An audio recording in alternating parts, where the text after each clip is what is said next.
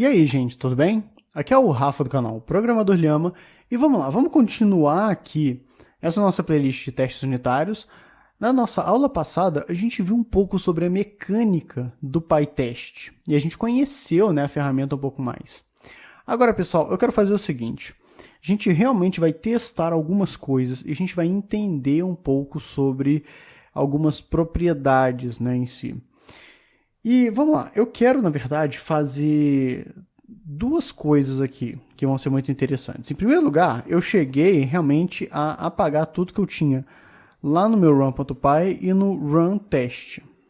Então, simplesmente está tudo limpo e eu vou usar esses dois arquivos aqui. Aqui no meu run.py eu vou fazer duas funçõezinhas. A primeira vai ser o seguinte, eu vou fazer uma divisão, certo? E eu vou colocar um valor que vai ser, por exemplo, um inteiro, e eu vou retornar um float, e vai ser simplesmente, olha só, return x dividido por 2. Vamos fazer uma divisão por 2. E um outro, uma funçãozinha, né, que eu vou fazer o seguinte, olha só, informações. Vou deixar assim mesmo, não vai receber nada, e ele vai retornar para a gente, na verdade, um dicionário. Beleza? Eu vou retornar, olha só, algumas informações aqui para a gente. O primeiro vai ser is ok, né, que vai ser um true. Outra informação que eu vou voltar vai ser, por exemplo, name, e aí eu vou falar Rafa Lhama. Deixa eu meter uma vírgula aqui, virgulinha aqui. E agora eu vou deixar, né, uma outra informação que é, por exemplo, deixa eu pensar aqui, value. Aí eu vou colocar, por exemplo, 29 anos. Vamos deixar assim. Vamos colocar age. Aqui, olha, vou deixar desse jeito aqui. Então nota que eu tenho uma divisão, né, e uma função que retorna informações. Beleza, vamos testar essas coisas aqui, ó. Eu vou vir aqui, olha, em run test. Em primeiro lugar, eu vou importar essas funçõezinhas aqui do meu run. Então, from run import divisão. E eu vou importar também informações. Vou fazer aqui uma funçãozinha de teste que vai ser teste underline divisão. Lembra que em testes unitários a gente tem que colocar teste underline na frente. Beleza. E aqui vamos colocar, né, algumas informações bacanas. Eu vou pegar um valor aleatório, 8, e eu vou pegar uma resposta, resp, vamos só deixar assim, né, para minha divisão, né? E aí eu vou querer colocar aqui o meu valor mesmo. Beleza. Eu posso chegar aqui, fazer um print da minha resposta, do jeito que a gente viu, né, na nossa aula anterior. Então, pytest-s-v, aqui, beleza, divisão tá 4, ok, é isso mesmo que a gente desejava. Só que isso daqui, na verdade, pessoal, não é um teste unitário devidamente realizado. O que ele está fazendo é rodando a informação, né, rodando aqui a minha função. Eu vou até deixar ela aqui para a gente ver melhor. Está rodando a minha divisão, mas ele não está aplicando nada, né? Eu não estou fazendo nenhuma validação aqui. Como que eu faço validações em Python no meu teste unitário? É o seguinte, a validação do teste unitário em Python, ele sempre vem com a palavra assert. Então, a gente sempre coloca a palavra assert e depois coloca um elemento de verdade logo do lado. Por exemplo, eu vou colocar aqui, olha, assert, resp, a resposta é o valor 4, né? Eu sempre leio testes unitários mais ou menos assim, é verdade que a resposta dessa função aqui é 4? Aí sim você está testando alguma coisa, eu estou imputando um valor e eu estou testando se a resposta da minha divisão vai ser 4. Isso aqui é um teste unitário. É um teste muito básico, mas é sim um teste unitário. E olha só, pytest-s-v está passed, está ok. Quando a gente fala de testes unitários em Python, esse assert aqui, ele é muito genérico e isso é muito bom. Porque a gente pode fazer vários tipos de testes. Por exemplo, beleza, eu estou fazendo uma verificação se isso aqui é 4. Ok, eu posso fazer um assert is instance, eu quero ver se a minha resposta é do tipo float.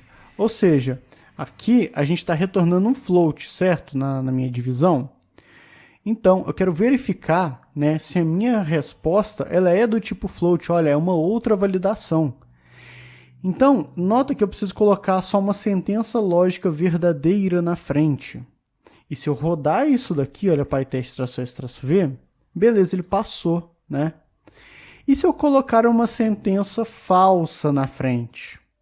Vamos colocar aqui, olha, é verdade que a resposta, ela é, por exemplo, 21? Isso daqui tá certo? Então, se eu fizer essa sentença no PyTest, ele vai verificar, olha aqui, olha, ele verificou que a resposta 4.0 é diferente de 21. E ele mostra em qual assert que deu erro. Tá vendo? Ele parou exatamente aqui, ele não prosseguiu para o isInstance. Isso aqui, pessoal, é uma validação muito interessante se a gente for ver, porque o PyTest é muito direto na apresentação do erro. Olha só, assertion erro, né? Então ele mostrou, por exemplo, que isso daqui, olha, a minha divisão rodou, mas é lá na minha verificação que a gente teve problema. Ok, beleza. Então eu vou chegar aqui, olha, na minha resposta e vou ajeitar ela, né? Eu vou colocar também, olha só, depois disso daqui, depois de corrigir o meu erro, eu posso verificar também se o isInstance, por exemplo, em vez de um float, ele é um dict. Eu quero verificar se resp é um dicionário. Eu sei que essa validação, essa resposta aqui, ela está errada, né? Então, eu estou lendo mais ou menos o seguinte, é verdade que a minha resposta é de uma instância de um dicionário? E se eu fizer essa validação, olha só, está falsa. E ele vai mostrar para a gente, né, o erro em que a gente parou. Então, o PyTest ele funciona com essa outra mecânica também. Você coloca um assert na frente, né? E deixa eu colocar aqui float e beleza, está tudo certinho aqui. Vamos lá, vamos testar agora essas informações para a gente ver mais sentenças que são legais da gente acabar colocando, né, nos nossos testes. Deixa eu copiar aqui, olha, minha função aqui de teste, porque eu só vou fazer o seguinte, eu vou apagar tudo, né, em vez de teste de divisão, eu vou colocar teste informações. Eu vou pegar aqui o response. Vamos colocar resp de novo também, né? Resposta de informações. E agora, pessoal, uma coisa interessante é exatamente essa nossa visão aqui, olha. Enquanto aqui eu estou testando uma parte do nosso código, que é só essa daqui de divisão, a outra eu estou testando somente informações. Então, é falso um certo mito de que toda vez que a gente chama uma função do PyTest, a gente está rodando o script inteiro, o run todo. E não é, a gente está rodando partes de um script, né? Partes de um sistema em si. E aqui eu vou fazer agora o seguinte, imagina que essas informações aqui é uma função muito complexa, vamos supor que tem um processamento todo aqui, eu quero testar o recebimento dessas informações, né? Quero ver se um dicionário que eu receber, ele está certo. Bom, eu vou colocar aqui, olha, alguns asserts que você pode utilizar nas suas validações. Eu vou querer colocar um assert para verificar, em primeiro lugar, né, se a minha resposta ela é uma instância de um dicionário. E aí, isso daqui que é interessante. Sempre que a gente for fazer essas mexidinhas aqui, vai lá e roda o teste unitário, né? Então, beleza, tá passando, né? Aí, eu posso fazer mais coisas. Olha só, assert é verdade que eu tenho um name na minha in RESP, é verdade que isso daqui ocorre? Eu tenho mesmo um name na minha resposta, ou seja, na propriedade aqui na chave, né, do meu dicionário? Se eu rodar aqui, beleza, ainda está passando. E se eu tiver, por exemplo, é verdade que name not, aí eu vou colocar, por exemplo, height, que é a altura, né? A altura não está na resposta, e aí se eu testar, olha, tá certo, né? Se der erro, de novo, né, ele vai aparecer, olha só. O height, ele não está dentro da minha resposta, né? Então nota que a gente vai colocando, né, instruções de igualdade, de validação aqui na frente do assert. É assim que o PyTest trabalha. Outras para a gente começar a brincar.